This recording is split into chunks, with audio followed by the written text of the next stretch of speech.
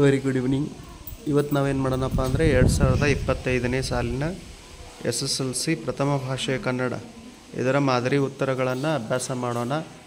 ಹಾಗಾದರೆ ಮುಖ್ಯ ಪ್ರಶ್ನೆ 1 ಬಹು ಆಯ್ಕೆ ಪ್ರಶ್ನೆಗಳಿದ್ದಾವೆ. ಒಟ್ಟು 6 ಅಂಕಕ್ಕೆ ಪ್ರತಿಯೊಂದಕ್ಕೆ 1 ಅಂಕ. ಮೊದಲ ಪ್ರಶ್ನೆ, ಕನ್ನಡ ವರ್ಣಮಾಲೆಯಲ್ಲಿರುವ ದೀರ್ಘಸ್ವರಗಳ ಸಂಖ್ಯೆ 5, 6, 7, 10.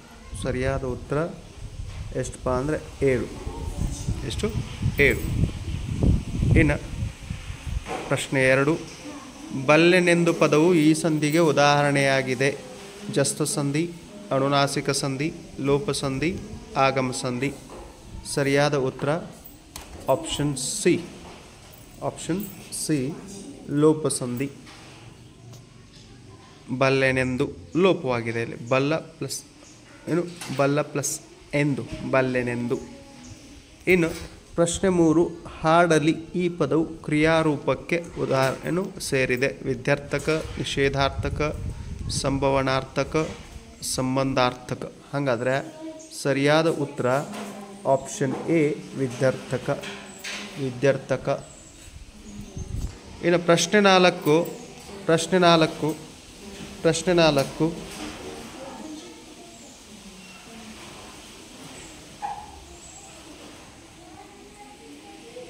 ಬೆಟ್ಟದಾವರೆ ಪದ ಈ ಸಮಾಸಕ್ಕೆ ಉದಾಹರಣೆಯಾಗಿದೆ. ಎ ಕರ್ಮಧಾರಯ ಸಮಾಸ, ತತ್ಪುರುಷ ಸಮಾಸ, ದ್ವಿಗು ಸಮಾಸ, ಅಂಶಿ ಸಮಾಸ. ಹಾಗಾದರೆ ಸರಿಯಾದ ಉತ್ತರ ಆಪ್ಷನ್ ಬಿ ತತ್ಪುರುಷ ಸಮಾಸ. ಇನ್ನು 5ನೇ ಪ್ರಶ್ನೆ, ಸಂಧ್ಯಾಪದದ ತದ್ಭವ ರೂಪ. ಎ ಸಂಧಿ, ಸಂತೆ, ಸಂತ, ಸಂಜೆ. ಹಾಗಾದ್ರೆ ಸರಿಯಾದ ಉತ್ತರ ಡಿ ಸಂಜೆ. ಪ್ರಶ್ನೆ 6, ಓಟ ಪದವು ಈ ವ್ಯಾಕರಣಾಂಶಕ್ಕೆ ಸೇರಿದೆ. ಕೃದಂತ ನಾಮ, ಕೃದಂತ ಭಾವನಾಮ, ಕೃದಂತಾವ್ಯಯ, ತದ್ದಿತಾಂತ ಭಾವನಾಮ. ಉತ್ತರ ಕೃದಂತ ಭಾವನಾಮ.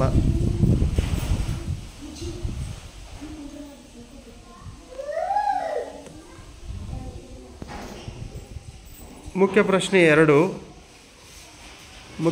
2, ಸಂಬಂಧಿ ಪದ ಬರೆಯುವುದು. ಪ್ರತಿಯೊಂದಕ್ಕೆ 1 ಅಂಕ. 1 ಅಂಕದ ಒಟ್ಟು 4 ಪ್ರಶ್ನೆಗಳು. 4 ಅಂಕಕ್ಕೆ 7ನೇ ಪ್ರಶ್ನೆ, ಬೇಗ ದ್ವಿರುಕ್ತಿ ಆಗ್ತದೆ. ಹಂಗಾರೆ ಧೀರ ಶೂರ ಜೋಡು ನುಡಿ. ಇನ್ನು 8ನೇ ಪ್ರಶ್ನೆ, ಆಹ ಭಾವಸೂಚಕ ಅವ್ಯಯ, ಚಟ ಅನುಕರಣಾವ್ಯಯ. ಯಾವುದು? ಅನುಕರಣಾವ್ಯಯ. 9ನೇ ಪ್ರಶ್ನೆ, ವ್ಯಾಪಾರಿ ಅನ್ವರ್ಥನಾಮ, ದೇಶ ರೂಢನಾಮ. ಇನ್ನು ಪ್ರಶ್ನೆ 10, ಲೋಕದಲ್ಲಿ ಅಲ್ಲಿ ಸಪ್ತಮಿ ವಿಭಕ್ತಿ, ಸಾವಿತ್ರಿಯಿಂದ ತೃತೀಯ ವಿಭಕ್ತಿ. ಹೌದಾ? ವಿಭಕ್ತಿ ಪ್ರತ್ಯಯಗಳ ಬಗ್ಗೆ ಒಂದು ಪ್ರಶ್ನೆ ಇದ್ದೇ ಇರ್ತದೆ, ನೋಡ್ಕೊಳ್ರಿ. ಮುಖ್ಯ ಪ್ರಶ್ನೆ 3, ಒಂದೊಂದು ವಾಕ್ಯದಲ್ಲಿ ಉತ್ತರ ಬರೆಯೋದು. ಪ್ರತಿಯೊಂದಕ್ಕೆ 1 ಅಂಕ. ಒಟ್ಟು 7 ಪ್ರಶ್ನೆಗಳಿರ್ತವೆ. ಪ್ರತಿಯೊಂದಕ್ಕೂ 1 ಅಂಕ, 7 ಅಂಕಕ್ಕೆ. ಹಂಗಾರೆ 11ನೇ ಪ್ರಶ್ನೆ, ಕನ್ನಡಕ್ಕೆ ಪರ್ಷಿಯನ್ ಶಬ್ದಗಳು ಯಾವಾಗ ಬಂದವು? ಕನ್ನಡಕ್ಕೆ ಪರ್ಷಿಯನ್ ಶಬ್ದಗಳು ಮಹಮ್ಮದಿಯರ ಆಳ್ವಿಕೆಯ ಕಾಲದಲ್ಲಿ ಬಂದವು. ಪ್ರಶ್ನೆ 12, ಅಶೋಕ್ ಪೈ ಅವರ ವೃತ್ತಿ ಯಾವುದು? ಅಶೋಕ್ ಪೈ ಅವರ ವೃತ್ತಿ ಮನೋವೈದ್ಯರು. ಪ್ರಶ್ನೆ 13, ರಾಹೀಲನು ತುರ್ತು ಪರಿಸ್ಥಿತಿಯ ನಿರ್ವಹಣೆಗೆ ಭದ್ರವಾಗಿ ಹಿಡಿದುಕೊಂಡಿದ್ದೇನು? ರಾಹೀಲನು ತುರ್ತು ಪರಿಸ್ಥಿತಿ ನಿರ್ವಹಣೆಗೆ ಔಷಧ ಮತ್ತು ಶಸ್ತ್ರಚಿಕಿತ್ಸಾ ಸಾಮಾನುಗಳ ಪೆಟ್ಟಿಗೆಯನ್ನು ಭದ್ರವಾಗಿ ಹಿಡಿದುಕೊಂಡನು. ಪ್ರಶ್ನೆ 14, ಆಂಗ್ಲ ಸಾಮ್ರಾಜ್ಯದ ವೈಭವ ಕಂಡುಬರುವ ಓಣಿ ಯಾವುದು? ಆಂಗ್ಲ ಸಾಮ್ರಾಜ್ಯದ ವೈಭವ ಕಂಡುಬರುವ ಓಣಿ ಚೆರಿಂಗ್ ಕ್ರಾಸ್. ಪ್ರಶ್ನೆ 15, ಹಲಗಲಿಯ ಗುರುತು ಉಳಿಯದಂತಾದದ್ದು ಏಕೆ? ಹಲಗಲಿಯ ಗ್ರಾಮವನ್ನು ಸುಟ್ಟು ಬೂದಿ ಮಾಡಿದ್ದರಿಂದ ಗುರುತು ಉಳಿಯಲಿಲ್ಲ. ಪ್ರಶ್ನೆ 16, ದ್ರೋಣನು ಯಾರೊಡನೆ ಪರಶುರಾಮನ ಬಳಿಗೆ ಬಂದನು? ದ್ರೋಣನು ತನ್ನ ಮಗನಾದ ಅಶ್ವತ್ಥಾಮನೊಡನೆ ಪರಶುರಾಮನ ಬಳಿಗೆ ಬಂದನು. ಪ್ರಶ್ನೆ 17, ಪುಟ್ಟಪೋರಿಯ ಅಮ್ಮ ಗುಡಿಸಲಿನಲ್ಲಿ ಹೇಗೆ ಮಲಗಿದ್ದಾಳೆ? ಪುಟ್ಟಪೋರಿಯ ಅಮ್ಮ ಗುಡಿಸಲಿನಲ್ಲಿ ಗುರುತ ಮಲಗಿದ್ದಾಳೆ. ಮುಖ್ಯ ಪ್ರಶ್ನೆ 4, 3-4 ವಾಕ್ಯಗಳಲ್ಲಿ ಉತ್ತರ ಬರೆಯುವುದು. ಪ್ರಶ್ನೆ 18. ಪ್ರತಿಯೊಂದು ಪ್ರಶ್ನೆಗೆ 2 ಅಂಕ ಇರ್ತದೆ. ಒಟ್ಟು 10 ಪ್ರಶ್ನೆಗಳು ಇರ್ತವೆ 20 ಅಂಕಕ್ಕೆ. 18ನೇ ಪ್ರಶ್ನೆ, ಲಿಪಿಯ ಜಾಡು ಆರಂಭಗೊಂಡ ಬಗೆ ಹೇಗೆ? ಹಾಗಾದರೆ ನವಶಿಲಾಯುಗದ ಮಾನವ ಸಂಚಾರಿ ಜೀವನವನ್ನು ತ್ಯಜಿಸಿ ಒಂದೆಡೆ ಬೀಡು ಬಿಟ್ಟು ಆಸ್ತಿ, ಮನೆ, ಬದುಕು ಮೊದಲಾದ ಭಾವನೆಗಳನ್ನು ತಳೆಯುವುದಕ್ಕೆ ಆರಂಭಿಸಿದ್ದನಿಂದ ಆತನಿಗೆ ಲೆಕ್ಕವಿಡುವ ಅವಶ್ಯಕತೆ ಉಂಟಾಯಿತು. ಓದ ಬರಹವಿಲ್ಲದ ಹಳ್ಳಿಯ ಕೆಲಸಗಾರ ತಾನು ದಿನಗೆಲಸಕ್ಕೆ ಹೋದ ಲೆಕ್ಕವನ್ನು ಗೋಡೆಯ ಮೇಲೆ ದಿನಂಪ್ರತಿ ಒಂದೊಂದು ಗೆರೆ ಎಳೆದು ಗುರುತಿಸಿ ಲೆಕ್ಕ ಹಾಕಿ ಸಂಬಳ ಪಡೆಯುತ್ತಾನೆ. ಹಾಲ ಮಾರುವವರು ಹೀಗೆ ಲೆಕ್ಕವಿಡುವುದುಂಟು. ಪ್ರಾಕ್ತನ ವಿಮರ್ಶಕ ಸುಮರ, ನೈಲ್, ಈಜಿಪ್ಟ್, ಕಿಟ್ಗಿರಿ, ಹೌದಾ, ಕ್ರೇಟನ್ ಕರಿತೀವಿ ಇತ್ಯಾದಿ ಪ್ರದೇಶಗಳಲ್ಲಿ ಉಪಲಬ್ಧವಾದ ಅತ್ಯಂತ ಪುರಾತನ ಅವಶೇಷಗಳಲ್ಲಿ ವ್ಯಾಪಾರ ವ್ಯವಹಾರಗಳಿಗೆ ಸಂಬಂಧಿಸಿದ ಈ ಬಗೆಯ ಲಿಪಿ ಸಾಕ್ಷ್ಯಗಳು ಲಿಪಿಯ ಮೊದಲ ಜಾಡು ಆರಂಭಗೊಂಡ ಬಗೆಯನ್ನು ತಿಳಿಸುತ್ತವೆ. ಪ್ರಶ್ನೆ 19. ಶಾನುಭೋಗರನ್ನು ಹುಲಿಯು ಹಿಂದಿನಿಂದ ಹಾರಿ ಕೊಲ್ಲದಿರಲು ಕಾರಣಗಳೇನು? ಉತ್ತರ: ಭರತಖಂಡದ ಹುಲಿಗಳು ಯಾರನ್ನೂ ಹಿಂದಿನಿಂದ ಹಾರಿಕೊಳ್ಳುವುದಿಲ್ಲ. ಶತ್ರುವನ್ನಾದರೂ ಸರಿಯೇ ಆತ ಬೆನ್ನು ತಿರುಗಿಸಿರುವಾಗ ಕೊಲ್ಲುವುದು ಧರ್ಮವಲ್ಲ ಎಂದು ಭಾವಿಸಿತ್ತು. ಹಾಗೇನಾದರೂ ಕೊಂದರೆ ಇತರ ವ್ಯಾಘ್ರಗಳೆದುರಿಗೆ ಅದರ ಗೌರವ ಕಡಿಮೆಯಾಗುತ್ತದೆ ಎಂಬ ಯೋಚನೆ ಅದರ ಮನಸ್ಸಿನಲ್ಲಿತ್ತು. ಅದು ಸದ್ವಂಶದಲ್ಲಿ ಜನಿಸಿದ ಹುಲಿ. ಖಂಡವಿದೇಕೋ, ಮಾಂಸವಿದೇಕೋ, ಗುಂಡಿಗೆಯ ಬಿಸಿರಕ್ತವಿದೇಕೋ ಎಂದು ಪುಣ್ಯಕೋಟಿ ಆಹ್ವಾನ ಕೊಟ್ಟಾಗ ಅದರ ಅಜ್ಜ ಬಾಯಿ ಚಪ್ಪರಿಸಿಕೊಂಡು ತಿನ್ನಬಹುದಾಗಿತ್ತು. ಆದರೂ ಆ ಹುಲಿರಾಯ ಸತ್ಯರತೆ ಆದ ಪುಣ್ಯಕೋಟಿಯನ್ನು ತಿನ್ನದೆ ಬಿಟ್ಟಿತು. ಈ ಕತೆ ಸುವರ್ಣಾಕ್ಷರದಲ್ಲಿ ಲಿಖಿತವಾಗಿ ಇಂದಿಗೂ ಹುಲಿಗಳಿಗೂ ಹಸುಗಳಿಗೂ ಆದರ್ಶವಾಗಿದೆ. ಇಂತಹ ಹುಲಿಯ ಮೊಮ್ಮಗನಾಗಿ ಹುಟ್ಟಿ ನಾನು ಅಧರ್ಮಕ್ಕೆ ಕೈ ಹಾಕಬಾರದೆಂದು ಯೋಚಿಸಿ ಶಾನುಭೋಗರನ್ನು ಹುಲಿಯು ಹಿಂದಿನಿಂದ ಹಾರಿ ಕೊಲ್ಲಲಿಲ್ಲ. ಪ್ರಶ್ನೆ 20. ಹುಲಿಯು ಕೋಪದಿಂದ ಗರ್ಜಿಸಿ ಏಕೆ ಪಲಾಯನ ಮಾಡಿತು? ಶಾನುಭೋಗರು ಬೆನ್ನು ಮೇಲಾಗಿ ಬಿದ್ದಿದ್ದರಿಂದ ಹುಲಿಯು ಅವರ ಮೇಲೆ ಆಕ್ರಮಣ ಮಾಡದೆ ನಿಂತಿತು. ಇದೇ ಸಮಯದಲ್ಲಿ ಚಿಕ್ಕನಾಯಕನಹಳ್ಳಿಗೆ ತೆಂಗಿನಕಾಯಿ ತುಂಬಿಕೊಂಡು ಹೋಗಿದ್ದ ಕೆಲವು ರೈತರು ತಿಂಗಳ ಬೆಳಕಿನಲ್ಲಿ ಗಾಡಿ ಹೊಡೆದುಕೊಂಡು ತಮ್ಮ ಹಳ್ಳಿಗೆ ಹಿಂತಿರುಗುತ್ತಿದ್ದರು. ಶಾನುಭೋಗರು ಬಿದ್ದ ಸ್ಥಳಕ್ಕೆ ಕಾಲು ಹರಿದಾರಿ ಇದೆ ಎನ್ನುವಾಗ ಎತ್ತುಗಳು ಮುಂದೆ ಹೋಗದೆ ಕನಿ ಹಾಕಿಕೊಂಡವು. ಅದೇ ವೇಳೆಗೆ ಎದೆ ನಡುಗುವಂತೆ ಹುಲಿಯ ಗರ್ಜನೆ ಕೇಳಿಸಿತು. ಎತ್ತುಗಳ ಗಂಟೆ ಶಬ್ದ ಕೇಳಿದ ಹುಲಿ ಕೆಲವು ನಿಮಿಷಗಳು ತಡೆದು ನೋಡಿತು. ರೈತರ ಮಾತು ಕೇಳಿ ಬಂದ ಮೇಲೆ ತನಗೆ ಈ ದಿನ ಆಹಾರ ಸಿಗಲಿಲ್ಲವೆಂಬ ನಿರಾಶೆಯಿಂದ ಹಾಗೂ ಕೋಪದಿಂದ ಗರ್ಜಿಸಿ ಪಲಾಯನ ಮಾಡಿತು. ಪ್ರಶ್ನೆ 21. ಟೋಪಿಗೆಯ ವಿಶೇಷತೆಯನ್ನು ಗೋಕಾಕರು ಹೇಗೆ ದಾಖಲಿಸಿದ್ದಾರೆ? ಲಂಡನ್ನ ಬೀದಿಯಲ್ಲಿ ಲಕ್ಷಾನುಲಕ್ಷ ಜನರು ತಿರುಗಾಡುತ್ತಾರೆ, ಅವಸರದಿಂದ ಓಡುತ್ತಾರೆ. ಇಲ್ಲಿಯ ಹೆಣ್ಣು ಮಕ್ಕಳ ಟೊಪ್ಪಿಗೆಯನ್ನು ಲೇಖಕರು ಕುತೂಹಲದಿಂದ ನೋಡುತ್ತಾರೆ. ಒಂದು ಟೊಪ್ಪಿಗೆಯಂತೆ ಇನ್ನೊಂದಿರಲಿಲ್ಲ. ಸಿಕ್ಕಿಸಿದ ಪುಚ್ಛವಾದರೂ ಕನಿಷ್ಠ ಪಕ್ಷಕ್ಕೆ ಬೇರೆಯಾಗಿತ್ತು. ಕೋಟ್ಯಾವಧಿ ಟೊಪ್ಪಿಗೆಗಳನ್ನು ಬೇಕಾದರೂ ಪರೀಕ್ಷಿಸಿ ಭಿನ್ನತೆಯನ್ನು ಮನಗಾಣಬಹುದು. ಮನುಷ್ಯ ಒಬ್ಬರಂತೆ ಇನ್ನೊಬ್ಬರು ಇರುವುದಿಲ್ಲ. ಹಾಗೆಯೇ ಲಂಡನ್ ನಗರದ ಹೆಣ್ಣು ಮಕ್ಕಳು ಧರಿಸಿದ ಟೊಪ್ಪಿಗೆಗಳು ಒಂದರಂತೆ ಇನ್ನೊಂದಿರಲಿಲ್ಲವೆಂದು ಟೊಪ್ಪಿಗೆಯ ವಿಶೇಷತೆಯನ್ನು ದಾಖಲಿಸಿದ್ದಾರೆ. ಪ್ರಶ್ನೆ 22. ಹಡಗನ್ನು ಯಾವುದರ ಬೆಳಕಿನಲ್ಲಿ ಮುನ್ನಡೆಸಬೇಕೆಂದು ಕವಿ ಜಿ ಎಸ್ ಶಿವರುದ್ರಪ್ಪನವರು ಹೇಳಿದ್ದಾರೆ? ಕವಿ ಜಿ ಎಸ್ ಶಿವರುದ್ರಪ್ಪನವರು ನಮ್ಮ ಸುತ್ತಲೂ ಕವಿಯುವ ದ್ವೇಷ, ಅಸೂಯೆ, ತಾರತಮ್ಯ ಮುಂತಾದ ಅನೇಕ ತೊಡಕುಗಳೆಂಬ ಕತ್ತಲು ನಮ್ಮನ್ನು ಆವರಿಸಿದಾಗ ನಾವು ಆ ಕತ್ತಲೆಯನ್ನು ಹೋಗಲಾಡಿಸಲು ಪ್ರೀತಿ ಎಂಬ ಹಣತೆಯನ್ನು ಹಚ್ಚಬೇಕು. ಸಾಧಕನು ತಾನು ಕಂಡ ಕನಸನ್ನು ಅದೆಷ್ಟು ತೊಡಕುಗಳು ಬಂದರೂ ಅಡ್ಡಿ ಆತಂಕಗಳು ಎದುರಾದರೂ ನನಸಾಗಿಸುತ್ತಾನೆ. ಹೀಗೆ ಸಂಕಲ್ಪದತ್ತ ದೃಢ ನಿರ್ಧಾರದಿಂದ ಕಾರ್ಯಶೀಲರಾದರೆ ಅಸಾಧ್ಯವಾದದ್ದು ಯಾವುದೂ ಇಲ್ಲ. ಇಂತಹ ತೊಡಕುಗಳ ಬಿರುಗಾಳಿಗೆ ಹೊಯ್ದಾಡುವ ನಮ್ಮ ಬದುಕೆಂಬ ಹಡಗನ್ನು ಪ್ರೀತಿ ಎಂಬ ಹಣತೆಯ ಬೆಳಕಿನಲ್ಲಿ ಎಚ್ಚರದಿಂದ ಮುನ್ನಡೆಸಬೇಕು ಎಂದು ಹೇಳಿದ್ದಾರೆ. ಪ್ರಶ್ನೆ 23. ಪರಶುರಾಮನು ಮಣ್ಣಿನ ಪಾತ್ರೆಯಲ್ಲಿ ಅರ್ಘ್ಯವನ್ನು ಕೊಡಲು ಕಾರಣವೇನು? ಪರಶುರಾಮನು ಒಡವೆಗಳನ್ನು ಬೇಡಿದವರಿಗೆ ಭೂಮಿಯನ್ನು ಗುರುಗಳಿಗೆ ನೀಡಿರುತ್ತಾನೆ. ದಾನ ಮಾಡಲು ಅವನ ಕೈಯಲ್ಲಿ ಒಂದಡಕೆಯೂ ಇರುವುದಿಲ್ಲ. ಇಂತಹ ಸಂದರ್ಭದಲ್ಲಿ ದ್ರೋಣನು ಪರಶುರಾಮರಲ್ಲಿಗೆ ತನ್ನ ಮಗ ಅಶ್ವತ್ಥಾಮನೊಂದಿಗೆ ದ್ರವ್ಯಾರ್ಥಿಯಾಗಿ ಬರುತ್ತಾನೆ. ಪರಶುರಾಮನು ನಾರುಮುಡಿಯಲ್ಲಿಟ್ಟು ಜಟಾಧಾರಿಯಾಗಿ ತಪೋವನಕ್ಕೆ ಹೋಗಲು ಸಿದ್ಧನಾಗಿರುತ್ತಾನೆ. ಆದ್ದರಿಂದ ದ್ರೋಣನಿಗೆ ಪರಶುರಾಮನು ಕಣಕ ಪಾತ್ರೆಯಿಲ್ಲದೆ ಮಣ್ಣಿನ ಪಾತ್ರೆಯಲ್ಲಿ ಅರ್ಘ್ಯವನ್ನು ಕೊಡುತ್ತಾನೆ. ಪ್ರಶ್ನೆ 24. ಬಾಲಕ ಭಗತ್ ಸಿಂಗ್ ಜಲಿಯನ್ ವಾಲಾಬಾಗ್ನಿಂದ ಮಣ್ಣನ್ನು ತಂದ ಸಂದರ್ಭವನ್ನು ವಿವರಿಸಿ. ಅಮೃತ್ಸರದಲ್ಲಿ ಪರಿಸ್ಥಿತಿ ಪ್ರಕ್ಷುಬ್ಧವಾಗಿತ್ತು. ಎಲ್ಲ ಕಡೆ ಪೊಲೀಸರ ಜಮಾವಣೆಯಾಗಿತ್ತು. ಅನುಮಾನಾಸ್ಪದರನ್ನು ಕಂಡಲ್ಲಿ ಗುಂಡಿಕ್ಕುವ ಆಜ್ಞೆಯೂ ಇತ್ತು. ಆದರೆ ಬಾಲಕ ಭಗತ್ ಸಿಂಗ್ ಪೊಲೀಸರ ಕಣ್ಣು ತಪ್ಪಿಸಿ ಜಲಿಯನ್ ವಾಲಾಬಾಗ್ ತಲುಪಿದ್ದ.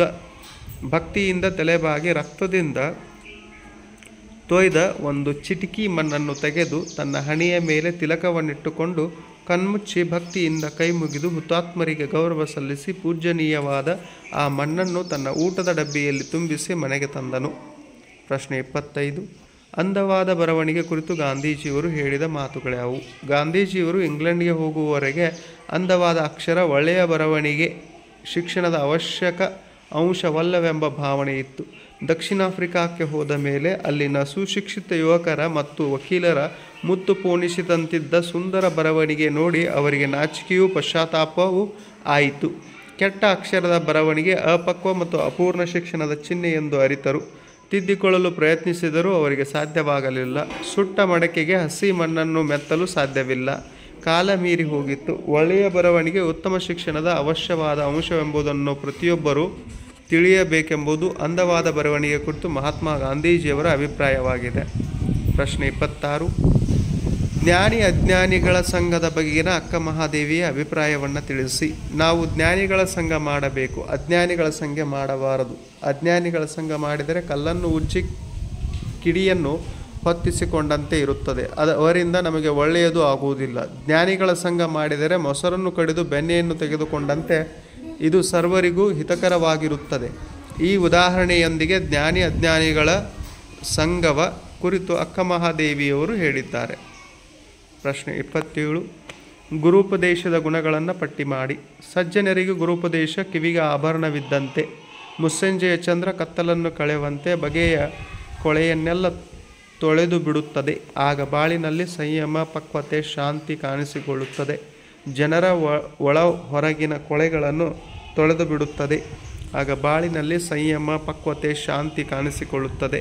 ಜನರ ಒಳ ಹೊರಗಿನ ಕೊಳೆಗಳನ್ನು ತೊಳೆದು ಬಿಡುವ ನೀರಿಲ್ಲದ ಮೀಹ, ತಲೆ ನೆರೆಯದೆ, ಮೈ ಸುಕ್ಕುಗಟ್ಟದೆ ಮೂಡುವ ಮುಪ್ಪು, ಬೊಜ್ಜು ಬೆಳೆಯದೆ ಬರುವ ಗುರುತ್ವ, ಬಂಗಾರವಿಲ್ಲದೆ ಮಾಡಿದ ಬೆಲೆಬಾಳುವ ಕಿವಿಯೋಲೆ, ಪಂಜು ಇಲ್ಲದೆ ಬೆಳಗುವ ಬೆಳಕು, ಉದ್ವೇಗ ಭರಿಸದ ಜಾಗರಣೆಯಂತೆ ಗುರುಪದೇಶ ಇರುತ್ತದೆ. ಮುಖ್ಯ ಪ್ರಶ್ನೆ 5. ಕವಿ ಸಾಹಿತಿಗಳ ಜನ್ಮಸ್ಥಳ, ಕಾಲ, ಕೃತಿ ಅಥವಾ ಬಿರುದು, ಪ್ರಶಸ್ತಿಗಳನ್ನು ಕುರಿತು ವಾಕ್ಯ ರೂಪದಲ್ಲಿ ಬರೆಯುವುದು. 3 ಅಂಕದ ಒಟ್ಟು 2 ಪ್ರಶ್ನೆಗಳು. ಜನ್ಮಸ್ಥಳ ಕಾಲಕ್ಕೆ 1 ಅಂಕ, ಕೃತಿ ಬಿರುದು ಪ್ರಶಸ್ತಿಗೆ 1 ಅಂಕ, ವಾಕ್ಯ ರೂಪದಲ್ಲಿ ಬರೆಯುವುದು ಅಥವಾ ಭಾಷಾ ಶೈಲಿಗೆ 1 ಅಂಕ. ಪ್ರಶ್ನೆ 28. ದೇವನೂರು ಮಹಾದೇವ್. ದೇವನೂರು ಮಹಾದೇವ್ ಮೈಸೂರು ಜಿಲ್ಲೆಯ ನಂಜನಗೂಡು ತಾಲೂಕು ದೇವನೂರಿನವರು. ಇವರು 1948ರಲ್ಲಿ ಜನಿಸಿದರು. ಶ್ರೀಯುತರು ದ್ಯಾವನೂರು, ಒಡಲಾಳ, ಗಾಂಧಿ ಮತ್ತು ಮಾವೋ, ನಂಬಿಕೆಯ ನೆಂಟ, ನೋಡು ಮತ್ತು ಕೂಡು, ಎದೆಗೆ ಬಿದ್ದ ಅಕ್ಷರ, ಕುಸುಮ ಬಾಲೆ ಮುಂತಾದ ಪ್ರಮುಖ ಕೃತಿಗಳನ್ನು ರಚಿಸಿದ್ದಾರೆ. ಇವರಿಗೆ ಭಾರತೀಯ ಭಾಷಾ ಪರಿಷತ್ ಪ್ರಶಸ್ತಿ, ಕರ್ನಾಟಕ ರಾಜ್ಯೋತ್ಸವ ಪ್ರಶಸ್ತಿಗಳು ಲಭಿಸಿವೆ. 29. GS ಶಿವರುದ್ರಪ್ಪ. GS ಶಿವರುದ್ರಪ್ಪ ಎಂದೇ ಪ್ರಸಿದ್ಧರಾಗಿರುವ ಗುಗ್ಗರಿ ಶಾಂತವೀರ ಶಿವರುದ್ರಪ್ಪನವರು 1926ರಲ್ಲಿ ಶಿವಮೊಗ್ಗ ಜಿಲ್ಲೆಯ ಶಿಕಾರಿಪುರದಲ್ಲಿ ಜನಿಸಿದರು. ಶ್ರೀಯುತರು ಸಮಗಾನ, ಚೆಲುವು ಒಲವು, ದೇವಶಿಲ್ಪ, ದೀಪದ ಹೆಜ್ಜೆ, ಅನಾವರಣ, ಎದೆ ತುಂಬಿ ಹಾಡಿದೆನು, ವಿಮರ್ಶೆಯ ಪೂರ್ವ ಪಶ್ಚಿಮ, ಮಾಸ್ಕೋದಲ್ಲಿ 22 ದಿನಗಳು, ಸೌಂದರ್ಯ ಸಮೀಕ್ಷೆ, ಕಾವ್ಯಾರ್ಥ ಚಿಂತನ ಮೊದಲಾದ ಪ್ರಮುಖ ಕೃತಿಗಳನ್ನು ರಚಿಸಿದ್ದಾರೆ. ಇವರು ಕೇಂದ್ರ ಸಾಹಿತ್ಯ ಅಕಾಡೆಮಿ ಪ್ರಶಸ್ತಿ, ನಾಡೋಜ ಪುರಸ್ಕಾರ, ಗೌರವ ಡಿ.ಲಿಟ್ ಪದವಿ, ರಾಷ್ಟ್ರಕವಿ ಅಭಿದಾನ ಮತ್ತು ಪಂಪ ಪ್ರಶಸ್ತಿಗೆ ಪಾತ್ರರಾಗಿದ್ದಾರೆ. ಮುಖ್ಯ ಪ್ರಶ್ನೆ 6. ಪ್ರಸ್ತಾರ ಹಾಕಿ ಘನ ವಿಭಾಗಿಸಿ ಛಂದಸ್ಸನ್ನು ಹೆಸರಿಸುವುದು. ಒಟ್ಟು 3 ಅಂಕದ ಪ್ರಶ್ನೆ. ಪ್ರಸ್ತಾರ ಹಾಕುವುದಕ್ಕೆ 1 ಅಂಕ, ಘನ ವಿಭಾಗಿಸುವುದಕ್ಕೆ 1 ಅಂಕ, ಛಂದಸ್ಸಿನ ಹೆಸರು ಬರೆಯೋದಕ್ಕೆ 1 ಅಂಕ, ಒಟ್ಟು 3 ಅಂಕಗಳು. ಹಾಗಾದರೆ ಏನಪ್ಪ ಅಂದರೆ 3-4 ಮಾತ್ರೆಯ 4 ಘನಗಳು ಅಂದರೆ 14 ಮಾತ್ರೆಗಳು. ಆಮೇಲೆ 3-4 ಮಾತ್ರೆಯ ಮೊದಲನೇ ಸಾಲಿನಲ್ಲಿ 14 ಮಾತ್ರೆಗಳು. ಆಮೇಲೆ 3ನೇ ಸಾಲಿನಲ್ಲಿ 3-4 ಮಾತ್ರೆಯ ಆಮೇಲೆ ಕೊನೆಗೆ ಒಂದು ಗುರು ಏನಪ್ಪ ಅಂದರೆ 23 ಮಾತ್ರೆಗಳು. ಹಾಗಾದರೆ ಛಂದಸ್ಸಿದೇನಪ್ಪ ಅಂದರೆ ಮಾತ್ರಾ ಗಣಾಧಾರಿತ ಭಾಮಿನಿ ಷಟ್ಪದಿಯ ಲಕ್ಷಣವಾಗಿದೆ. ಇನ್ನು ಮುಖ್ಯ ಪ್ರಶ್ನೆ 7. ಅಲಂಕಾರವನ್ನು ಹೆಸರಿಸಿ ಲಕ್ಷಣ ಬರೆದು ಸಮನ್ವಯ ಮಾಡುವುದು.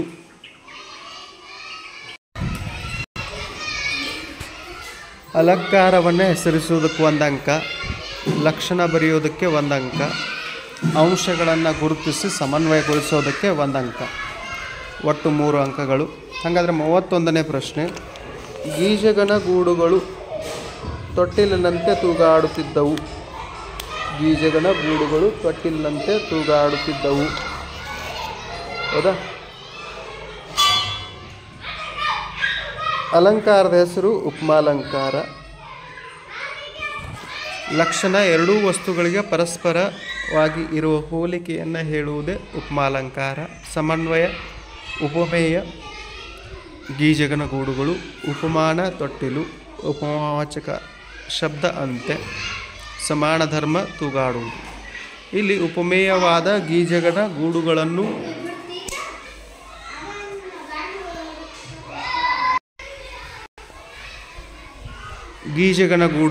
ಉಪಮಾನವಾದ ತೊಟ್ಟಿಲಿಗೆ ಹೋಲಿಸಲಾಗಿದೆ. ಅಂತೆ ಎಂಬ ಉಪಮಾವಾಚಕ ಪದವಿದ್ದು ತೂಗಾಡುತ್ತಿದ್ದವು ಎಂಬ ಸಮಾನ ಧರ್ಮ ಇರೋದರಿಂದ ಇದು ಉಪಮಾಲಂಕಾರ, ಪೂರ್ಣೋಪಮಾಲಂಕಾರ. ಲಕ್ಷಣ. ಇನ್ನು ಮುಖ್ಯ ಪ್ರಶ್ನೆ 8. ಗಾದೆಯನ್ನು ವಿಸ್ತರಿಸಿ ಬರೆಯುವುದು. ಗಾದೆಯ ಮಹತ್ವದ ವಿವರಣೆ 1 ಅಂಕ, ಅರ್ಥ ವಿವರಣೆ 1 ಅಂಕ, ಭಾಷಾ ಶೈಲಿ ಪದಗಳಿಗೆ 1 ಅಂಕ, ಒಟ್ಟು 3 ಅಂಕಗಳು. ಹಾಗಾದರೆ ಗಾದೆಗಳು ಯಾವಪ್ಪ ಅಂದರೆ ಕೈ ಕೆಸರಾದರೆ ಬಾಯಿ ಮೊಸರು ಅಥವಾ ಹಾಸಿಗೆ ಇದ್ದಷ್ಟು ಕಾಲು ಚಾಚು. ಗಾದೆ ಮಾತುಗಳ 365 ಗಾದೆ ಮಾತುಗಳ ವಿವರಣೆ ಪ್ಲೇಲಿಸ್ಟಲ್ಲಿ ಒಂದು ಕ್ಲಿಪ್ಪಲ್ಲ 4 ಕ್ಲಿಪ್ಗಳಲ್ಲಿ ಕೇವಲ ಅರ್ಥ ವಿವರಣೆ. ಆಮೇಲೆ 1 ಕ್ಲಿಪ್ಪಲ್ಲಿ ಏನಪ್ಪ ಅಂದರೆ ಒಂದು 30 ಗಾದೆಗಳ ಪೂರ್ಣ ವಿವರಣೆ ಇದೆ. ಹೌದಾ? ಎಕ್ಸಾಮ್ ಪಾಯಿಂಟ್ ಆಫ್ ವ್ಯೂ ತುಂಬ ಇಂಪಾರ್ಟೆಂಟ್ ಆಗ್ತದೆ. ಪ್ಲೇಲಿಸ್ಟಲ್ಲಿ ಹೋಗಿ ನೋಡ್ಕೊಳ್ರಿ. ಇನ್ನು ಮುಖ್ಯ ಪ್ರಶ್ನೆ 9. ಸಂದರ್ಭವನ್ನು ಸ್ವಾರಸ್ಯದೊಂದಿಗೆ ಬರೆಯುವುದು. ಕರ್ತೃ, ಆಕರ ಮತ್ತು ಪಠ್ಯದ ಹೆಸರಿಗೆ 1 ಅಂಕ, ಸಂದರ್ಭದ ವಿವರಣೆ 1 ಅಂಕ, ಸ್ವಾರಸ್ಯ ಮತ್ತು ಶೈಲಿಗೆ 1 ಅಂಕ, ಒಟ್ಟು 3 ಅಂಕಗಳು. ಹಂಗಾರೆ ಪ್ರಶ್ನೆ 39. ತಾವು ಕಡಿಮೆ ಮಾತನಾಡಿದ್ದೀರಿ, ಹೆಚ್ಚು ಕೆಲಸ ಮಾಡಿದ್ದೀರಿ. ಆಯ್ಕೆ. ಪ್ರಸ್ತುತ ವಾಕ್ಯವನ್ನು DS ಜಯಪ್ಪಗೌಡ ಅವರು ಬರೆದ ದಿವಾನ್ ಸರ್ ಎಂ ವಿಶ್ವೇಶ್ವರಯ್ಯನವರ ಕಾರ್ಯಸಾಧನೆಗಳು ಕೃತಿಯಿಂದ ಆಯ್ದ ಭಾಗ್ಯಶಿಲ್ಪಿಗಳು ಎಂಬ ಗದ್ಯಪಾಠದಿಂದ ಆರಿಸಿಕೊಳ್ಳಲಾಗಿದೆ. ಸಂದರ್ಭ: ಬೆಂಗಳೂರಿನಲ್ಲಿ ನಡೆದ ವಿಶ್ವೇಶ್ವರಯ್ಯ ಅವರ ಜನ್ಮ ಶತಮಾನೋತ್ಸವ ಸಮಾರಂಭದಲ್ಲಿ ಪಂಡಿತ್ ಜವಾಹರ್ಲಾಲ್ ನೆಹರು ಅವರು ಭಾರತೀಯರಿಗೆ ಹೆಚ್ಚು ಮಾತನಾಡುತ್ತಾರೆ, ಕಡಿಮೆ ಕೆಲಸ ಮಾಡುತ್ತಾರೆ ಎಂಬ ಅಪವಾದವಿದೆ. ತಾವು ಈ ಮಾತಿಗೆ ಬಹುದೊಡ್ಡ ರೀತಿಯಲ್ಲಿ ಹೊರತಾಗಿದ್ದೀರಿ ಎಂದು ವಿಶ್ವೇಶ್ವರಯ್ಯನವರ ಸಾಧನೆಯನ್ನು ಕುರಿತು ತಮ್ಮ ಭಾಷಣದಲ್ಲಿ ಮೇಲಿನಂತೆ ಹೇಳುತ್ತಾರೆ. ಸ್ವಾರಸ್ಯ: ಮಾತು ಬೆಳ್ಳಿ, ಮೌನ ಬಂಗಾರ, ಮಾತಿಗಿಂತ ಕೃತಿಲೇಸು ಎಂಬ ಸೂಕ್ತಿಯಂತೆ ವಿಶ್ವೇಶ್ವರಯ್ಯನವರು ಮಿತಭಾಷಿಯಾಗಿದ್ದರೂ ಅವರ ಸಾಧನೆಗಳೇ ಮಾತನಾಡುತ್ತಿದ್ದವು ಎಂಬುದು ಇಲ್ಲಿನ ಸ್ವಾರಸ್ಯವಾಗಿದೆ. ಪ್ರಶ್ನೆ 34. ಅಮ್ಮ, ನಾನೋರ್ವ ಡಾಕ್ಟರ್, ನಾನು ಆಕೆಯನ್ನು ಪರೀಕ್ಷಿಸಲೇ. ಆಯ್ಕೆ. ಪ್ರಸ್ತುತ ವಾಕ್ಯವನ್ನು ಸಾರಾ ಅಬೂಬಕರ್ ಅವರು ಬರೆದ ಚಪ್ಪಲಿಗಳು ಕಥಾ ಸಂಕಲನದಿಂದ ಆಯ್ದ ಯುದ್ಧ ಎಂಬ ಗದ್ಯಪಾಠದಿಂದ ಆರಿಸಿಕೊಳ್ಳಲಾಗಿದೆ. ಸಂದರ್ಭ: ರಾಹೀಲನು ಸಹಾಯ ಬೇಡಿ ಮುದುಕಿಯ ಮನೆಯನ್ನು ಪ್ರವೇಶಿಸುತ್ತಾನೆ. ಮುದುಕಿಯಿಂದ ಆಕೆಯ ಸೊಸೆ ಹೆರಿಗೆ ಬೇನೆಯಿಂದ ನರಳುತ್ತಿರುವುದನ್ನು ತಿಳಿದು ಆ ಮನೆಯ ಸಂಕಷ್ಟಕ್ಕೆ ಸ್ಪಂದಿಸಬೇಕೆಂದು ನಿರ್ಧರಿಸಿ ಮೇಲಿನಂತೆ ರಾಹೀಲನು ಮುದುಕಿಗೆ ಹೇಳುತ್ತಾನೆ. ಸ್ವಾರಸ್ಯ: ವೈದ್ಯ ಸೈನಿಕನಾದ ರಾಹೀಲ್ ಎಂತಹ ಕಠಿಣ ಪರಿಸ್ಥಿತಿಯಲ್ಲೂ ದೇಶ, ಭಾಷೆ, ಧರ್ಮವನ್ನು ಪರಿಗಣಿಸದೆ ಸೇವೆಯನ್ನು ಮಾಡಬೇಕೆನ್ನುವ ಮನೋಭಾವ, ವೈದ್ಯ ವೃತ್ತಿಧರ್ಮ, ತನ್ನ ನೋವನ್ನು ಲೆಕ್ಕಿಸದೆ ಇತರರಿಗೆ ನೆರವಾಗುವ ಮಾನವೀಯ ಗುಣ ಇಲ್ಲಿ ಸ್ವಾರಸ್ಯಕರವಾಗಿ ಮೂಡಿಬಂದಿದೆ. ಪ್ರಶ್ನೆ 35. ಮರೆಗೆ ಬಾ ಅಣ್ಣಯ್ಯ ಪರೀಕ್ಷಿಸುವ ಮುನ್ನ. ಆಯ್ಕೆ. ಪ್ರಸ್ತುತ ವಾಕ್ಯವನ್ನು ಪೂತಿ ನರಸಿಂಹಾಚಾರ್ ಬರೆದ ಶಬರಿ ಗೀತನಾಟಕದಿಂದ ಆಯ್ದ ಶಬರಿ ಎಂಬ ಗದ್ಯಪಾಠದಿಂದ ಆರಿಸಿಕೊಳ್ಳಲಾಗಿದೆ. ಸಂದರ್ಭ: ರಾಮಲಕ್ಷ್ಮಣರು ಧನು ಹೇಳಿದ ದಾರಿಯಲ್ಲಿ ತಾವು ಬಂದಿರುವ ಬಗ್ಗೆ ಮಾತನಾಡುತ್ತಿರುವಾಗ ಶಬರಿ ಹೂ, ಹಣ್ಣು, ಹಂಪಲುಗಳನ್ನು ತಲೆ ಕಂಕುಳ ಕೈಯಲ್ಲಿ ಹಿಡಿದುಕೊಂಡು ಬರುತ್ತಾಳೆ. ಆಕೆಯನ್ನು ರಾಮನು ನೋಡಿ ಲಕ್ಷ್ಮಣನಿಗೆ ಯಾವುದೋ ಮರಳು ನಮ್ಮ ಕಡೆ ಬರುತ್ತಿದೆ ನೋಡು ಎಂದು ಹೇಳುತ್ತಾನೆ. ಆ ಸಂದರ್ಭದಲ್ಲಿ ಅನುಮಾನದಿಂದ ಲಕ್ಷ್ಮಣನು ರಾಮನಿಗೆ ಈ ಮೇಲಿನ ಮಾತನ್ನು ಹೇಳುತ್ತಾನೆ. ಸ್ವಾರಸ್ಯ: ಕಾಡಿನಲ್ಲಿ ರಾಮಲಕ್ಷ್ಮಣರಿಗೆ ವೇಷಭೂಷಣದಿಂದ ಸಭ್ಯರೆನಿಸಿಕೊಂಡವರಿಂದಲೇ ಮೋಸವಾಗುತ್ತಿರುತ್ತದೆ. ಸನ್ಯಾಸಿ ವೇಷದಲ್ಲಿ ರಾವಣ ಬಂದು ಸೀತೆಯನ್ನು ಅಪಹರಿಸಿದ್ದರಿಂದ ಎಲ್ಲರನ್ನು ಅನುಮಾನದಿಂದ ನೋಡುವ ಪರಿಸ್ಥಿತಿ ಬಂದಿರುತ್ತದೆ. ಅಂತೆಯೇ ಶಬರಿಯನ್ನು ಸಹ ಅನುಮಾನದಿಂದಲೇ ನೋಡುವುದು ಇಲ್ಲಿ ಸ್ವಾರಸ್ಯಕರವಾಗಿ ಮೂಡಿಬಂದಿದೆ. ಪ್ರಶ್ನೆ 36. ಹರಸುರಿತ್ತಲ್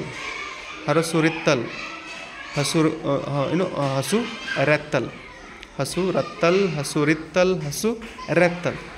ಹೌದಾ? ಒಂದು ಸ್ವಲ್ಪ ಹೊಸದಿದು. ಪ್ರಸ್ತುತ ಸಾಲನ್ನು ಕುವೆಂಪು ಬರೆದ ಪಕ್ಷಿ ಕಾಶಿ ಕವನ ಸಂಕಲನದಿಂದ ಆಯ್ದ ಹಸುರು ಎಂಬ ಪದ್ಯಪಾಠದಿಂದ ಆರಿಸಿಕೊಳ್ಳಲಾಗಿದೆ. ಅಶ್ವಯುಜ ಮಾಸದ ನವರಾತ್ರಿಯಲ್ಲಿ ಮಲೆನಾಡಿನ ಕುಪ್ಪಳಿಯ ಶೈಲದಲ್ಲಿ ಪ್ರಕೃತಿಯಲ್ಲಿ ಹೆಪ್ಪುಗಟ್ಟಿದ ಹಚ್ಚು ಹಸುರನ್ನು ಕಂಡು ಅದರಲ್ಲೇ ಒಂದಾಗುತ್ತಾರೆ. ಅವರಿಗೆ ಎಲ್ಲವೂ ಸಹ ಹಸುರಾಗಿ ಕಾಣುತ್ತದೆ. ಹಸುರೇ ಆಗಸ, ಮುಗಿಲು, ಗದ್ದೆ, ಬಯಲು, ಸಂಜೆ, ಹೂಗಂಪು, ಹಕ್ಕಿಯ ದನಿ ಕಡಲಿನವರೆಗೂ ವ್ಯಾಪಿಸುವ ಮಟ್ಟಿಗೆ ಕವಿ ಹಸುರಿನಲ್ಲಿ ತಲ್ಲೀನರಾಗಿರುತ್ತಾರೆ. ಎಲ್ಲವೂ ಹಸುರೇ ಎಂದು ಹೇಳುವ ಸಂದರ್ಭದಲ್ಲಿ ಈ ಮಾತನ್ನು ಹೇಳಿದ್ದಾರೆ. ಸ್ವಾರಸ್ಯ: ಪ್ರಕೃತಿಯ ಸೌಂದರ್ಯವನ್ನು ಆಸ್ವಾದಿಸುತ್ತಾ ಕೊನೆಗೆ ಅದರಲ್ಲೇ ಒಂದಾಗುವ ಕವಿಯ ಪ್ರಕೃತಿ ತನ್ಮಯತೆ ಹಾಗೂ ಕವಿ ಮತ್ತು ಪ್ರಕೃತಿ ಏಕತೆಯ ಕಾವ್ಯದ ಅದ್ವೈತ ಸ್ಥಿತಿಯು ಇಲ್ಲಿ ಸ್ವಾರಸ್ಯಕರವಾಗಿ ಮೂಡಿಬಂದಿದೆ. ಪ್ರಶ್ನೆ 37. ಮೋಸ ಮಾಡಿ ನಮ್ಮ ದೇಶ ಗೆದಿತಾರೋ ಮುಂದ ನಮಗ ಘೋರ. ಆಯ್ಕೆ: ಪ್ರಸ್ತುತ ಸಾಲನ್ನು ಡಾ.ಬಿ.ಎಸ್. ಗದ್ಗಿಮಠ್ ಅವರು ಸಂಪಾದಿಸಿರುವ ಕನ್ನಡ ಜನಪದ ಗೀತೆಗಳು ಕೃತಿಯಿಂದ ಆಯ್ದ ಹಲಗಲಿ ಬೇಡರು ಎಂಬ ಪದ್ಯಪಾಠದಿಂದ ಆರಿಸಿಕೊಳ್ಳಲಾಗಿದೆ. ಸಂದರ್ಭ: ಬ್ರಿಟಿಷರು ಹಲಗಲಿಯ ಮೇಲೆ ದಾಳಿ ಮಾಡಿ ಕರುಣೆಯಿಲ್ಲದೆ ಎಲ್ಲರನ್ನ ನಡುವೆ ಹಾಕಿಕೊಂಡು ಗುಂಡು ಹೊಡೆಯುತ್ತಾರೆ. ಹೆನ್ರಿ ಹ್ಯಾವ್ಲಾಕ್ ಎಂಬ ಬ್ರಿಟಿಷ್ ಅಧಿಕಾರಿ ಹಲಗಲಿ ವೀರರಿಗೆ ಯುದ್ಧ ಮುಂದುವರಿಸದಂತೆ ಸಲಹೆ ನೀಡಲು ಮುಂದಾಗುತ್ತಾನೆ. ಬ್ರಿಟಿಷರ ಕುಟಿಲ ನೀತಿ ತಿಳಿದಿದ್ದ ಜಡಗ ಹಲಗಲಿ ವೀರರಿಗೆ ಬ್ರಿಟಿಷರ ಮಾತು ಕೇಳಬೇಡಿ ಎಂದು ಹೇಳುವ ಸಂದರ್ಭದಲ್ಲಿ ಈ ಮಾತನ್ನು ಹೇಳುತ್ತಾನೆ. ಸ್ವಾರಸ್ಯ: ಸ್ವಾತಂತ್ರ್ಯ ಪ್ರಿಯರಾಗಿದ್ದ ಹಲಗಲಿಯ ಬೇಡರು ಬ್ರಿಟಿಷರ ವಿರುದ್ಧ ದಂಗೆ ಎದ್ದು ಹೋರಾಡುವಾಗ ಬ್ರಿಟಿಷರು ಮತ್ತೆ ಮಾತಿನಿಂದ ಮೋಸ ಮಾಡಲು ಯತ್ನಿಸುವುದು ಬ್ರಿಟಿಷರ ಕುತಂತ್ರ ನೀತಿ ಮತ್ತು ಕುಟಿಲತೆ ಅರಿತಿದ್ದ ಜಡಗನು ಬ್ರಿಟಿಷರ ಮನೋಭಾವವನ್ನು ತಿಳಿಸಿರುವುದು ಇಲ್ಲಿ ಸ್ವಾರಸ್ಯಕರವಾಗಿ ವ್ಯಕ್ತವಾಗಿದೆ. ಪ್ರಶ್ನೆ 38. ಅರಸುಗಳ ವಾಜಿಯಂಬಿಡು. ಆಯ್ಕೆ: ಪ್ರಸ್ತುತ ಸಾಲನ್ನು ಲಕ್ಷ್ಮೀಶ ಕವಿ ಬರೆದ ಜೈಮಿನಿ ಭಾರತ ಕಾವ್ಯದಿಂದ ಆಯ್ದ ವೀರಲವ ಎಂಬ ಪದ್ಯಪಾಠದಿಂದ ಆರಿಸಿಕೊಳ್ಳಲಾಗಿದೆ. ಸಂದರ್ಭ: ಶ್ರೀರಾಮನು ಕೈಗೊಂಡ ಅಶ್ವಮೇಧ ಯಾಗದ ಕುದುರೆ ವಾಲ್ಮೀಕಿ ಆಶ್ರಮವನ್ನು ತಲುಪುತ್ತದೆ. ಆಗ ಅಲ್ಲಿದ್ದ ಲವನು ಕುದುರೆಯ ನೆತ್ತಿಯಲ್ಲಿ ಇದ್ದ ಲಿಖಿತವನ್ನು ಓದುತ್ತಾನೆ. ಅದರಲ್ಲಿ ಭೂಮಿಯಲ್ಲಿ ಕೌಸಲ್ಯೆಯ ಮಗ ರಾಮನೊಬ್ಬನೇ ವೀರನು ಎಂದು ಬರೆದಿರುವುದನ್ನು ಓದಿ ಆತನ ಗರ್ವವನ್ನು ಬಿಡಿಸದಿದ್ದರೆ ತನ್ನ ತಾಯಿಯನ್ನು ಬಂಜೆ ಎನ್ನುವುದಿಲ್ಲವೇ ಎಂದು ತಿಳಿದು ಕುದುರೆಯನ್ನು ಕಟ್ಟುತ್ತಾನೆ. ಅವನ ಜೊತೆಯಲ್ಲಿ ಆಡುತ್ತಿದ್ದ ಮುನಿಸುತರು ಹೆದರಿ ಅರಸರ ಕುದುರೆಯನ್ನು ಬಿಡಲು ಲವನಿಗೆ ಈ ಮೇಲಿನಂತೆ ಹೇಳುತ್ತಾರೆ. ಸ್ವಾರಸ್ಯ: ಮುನಿಸುತರ ಸಾಧುಭಾವ, ಯುದ್ಧದ ಬಗೆಗಿನ ಭಯ, ಅರಸರ ಮೇಲಿನ ಗೌರವ, ಲವನ ಕ್ಷಾತ್ರಗುಣ, ವೀರತೆ ಇಲ್ಲಿ ಸ್ವಾರಸ್ಯಪೂರ್ಣವಾಗಿ ವ್ಯಕ್ತವಾಗಿದೆ. ಮುಖ್ಯ ಪ್ರಶ್ನೆ 10. ಪದ್ಯಭಾಗ ಪೂರ್ಣ ಮಾಡುವುದು. ತಪ್ಪಿಲ್ಲದೆ ಬರೆದ ಪ್ರತಿ ಪೂರ್ಣ ಸಾಲಿಗೆ 1 ಅಂಕ, ಒಟ್ಟು 4 ಅಂಕಗಳು. ಹೌದಾ? ನೆಲಕ್ಕಿರಿವೆನೆಂದು ಡ್ಯಾಶ್ ಡ್ಯಾಶ್ ಡ್ಯಾಶ್. ಹೌದಾ? ಪುದು ವಾರ್ಪೆನೆ ವರ್ಧೆಪೆನೆ. ಹೌದಾ? ಹಳಗನ್ನಡ ಯಾವಾಗಾದರೂ ಒಂದು ಸಲ ಓದಿದಾಗ ಅದರ ಸಮಸ್ಯೆ ಹಾಗೆ ಆಗ್ತದೆ. ಪುಟಿದ ಡ್ಯಾಶ್ ಡ್ಯಾಶ್ ಛಲಮನೆ ಮರವೆಂ. ನೆಲಕ್ಕಿರಿವೆನೆಂದು ಬಗೆದರೆ ಛಲಕ್ಕಿರಿವೆಂ. ಪಾಂಡು ಸುತರೋಳಿ ನೆಲವಿನಿದು ಪಾಲ್ವೆನೆಗೆ ದಿನಪ ಸುತನಂ. ಹೊಲಿಸಿದ ನೆಲನೊಡನೆ ಮತ್ತೆ ಪುದು ವಾದ್ಪಿನೆ ಅಂತ ಬರ್ತದೆ. ಇನ್ನು ಮತ್ತೊಂದು ಮೇಲಿನ 4 ಸಾಲುಗಳು ಬಂದರೆ ಮೇಲಿನ 4 ಸಾಲುಗಳು ಬರಿಬೋದು, ಅಥವಾ ಕೆಳಗಿನ 4 ಸಾಲುಗಳು ಬಂದರೆ ಕೆಳಗಿನ 4 ಸಾಲುಗಳನ್ನು ಬರಿಬಹುದು. ಇನ್ನು ಮುಖ್ಯ ಪ್ರಶ್ನೆ 11. ಪದ್ಯಭಾಗವನ್ನು ಓದಿ ಅರ್ಥ ಮಾಡಿಕೊಂಡು ಮೌಲ್ಯವನ್ನು ಆಧರಿಸಿ ಸಾರಾಂಶ ಬರೆಯುವುದು. ಏನಪ್ಪ ಅಂದರೆ ವಿಷಯಾಂಶಕ್ಕೆ 3 ಅಂಕಗಳು, ಅಡಕಗೊಂಡ ಮೌಲ್ಯ ಗುರುತಿಸುವುದು, ಪದಬಂಧ ಮತ್ತು ಭಾಷಾ ಶೈಲಿಗೆ 1 ಅಂಕ, ಒಟ್ಟು 4 ಅಂಕಗಳು. ಹಂಗಾರೆ 40ನೇ ಪ್ರಶ್ನೆ ನೋಡ್ರಿ. ಕೊರಳ ಸೆರೆ ಹಿಗ್ಗಿದವು ಧೃಗುಜಲ, ಉರವಣಿಸಿ ಕಡು ನೋಂದನ ಕಟ, ಕುರುಪತಿಗೆ ಕೇಡಾದುದೆಂದನು ತನ್ನ ಮನದೊಳಗೆ, ಹರಿಯ ಹಗೆ ಹೊಗೆದೋರ ದುಹುದೇ ಬರಿದೆ ಹೋಗುವುದೇ ತನ್ನ ವಂಶವ, ನುರುಹಿಕೊಂದನು ಹಲವು ಮಾತೆನೆಂದು ಚಿಂತಿಸಿದ. ಪ್ರಸ್ತುತ ಗದ್ಯವನ್ನು ಕುಮಾರವ್ಯಾಸ ಕವಿ ಬರೆದ ಕೌರವೇಂದ್ರನ ಕೊಂದೆ ನೀನು ಎಂಬ ಪದ್ಯಪಾಠದಿಂದ ಆರಿಸಿಕೊಳ್ಳಲಾಗಿದೆ. ಕೃಷ್ಣ ಸಂಧಾನವು ದುರ್ಯೋಧನನ ಹಠದಿಂದ ತಿರಸ್ಕೃತವಾಗುತ್ತದೆ. ಧರ್ಮ ಪಕ್ಷಪಾತಿಯಾದ ಕೃಷ್ಣನು ಹೇಗಾದರೂ ಮಾಡಿ ಪಾಂಡವರನ್ನು ಯುದ್ಧದಲ್ಲಿ ಜಯಶೀಲರನ್ನಾಗಿ ಮಾಡಬೇಕೆಂದು ನಿರ್ಧರಿಸಿ ಭೇದತಂತ್ರ ಬಳಸಿ ಕರ್ಣನಿಗೆ ಜನ್ಮರಹಸ್ಯ ತಿಳಿಸುತ್ತಾನೆ.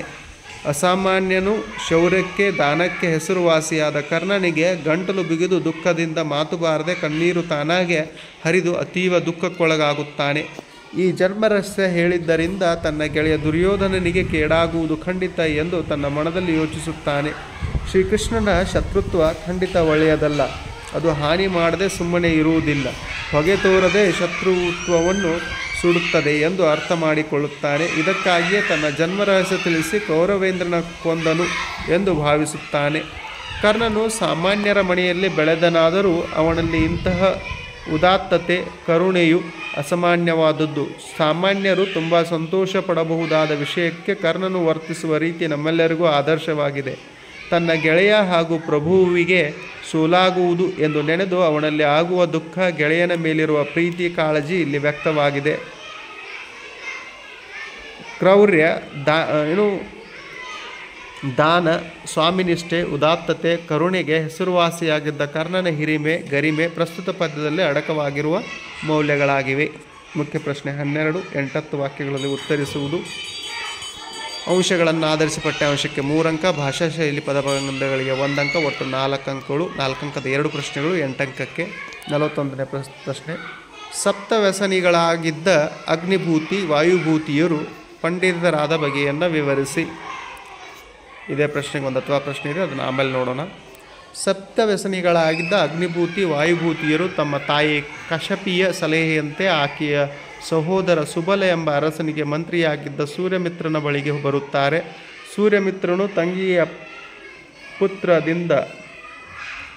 ಪತ್ರದಿಂದ ಅಗ್ನಿಭೂತಿ, ವಾಯುಭೂತಿಯರ ಬಗ್ಗೆ ಎಲ್ಲವನ್ನು ತಿಳಿದು ಇವರಿಗೆ ಸಲುಗೆ ನೀಡಿದರೆ ಮೊದಲಿನಂತೆ ದಾರಿ ತಪ್ಪಿ ಅಸಡ್ಡೆಯಿಂದ ವಿದ್ಯಾಭ್ಯಾಸವನ್ನು ಮಾಡುವುದಿಲ್ಲವೆಂದು ತೀರ್ಮಾನಿಸಿ, ನಾನು ನಿಮ್ಮ ಸೋದರ ಮಾವ ಸೂರ್ಯಮಿತ್ರನಲ್ಲ, ಕಶಪಿ ಎಂಬ ತಂಗಿಯು ಸೋಮಶರ್ಮ ಎಂಬ ಮೈದುನನು ಇಲ್ಲ.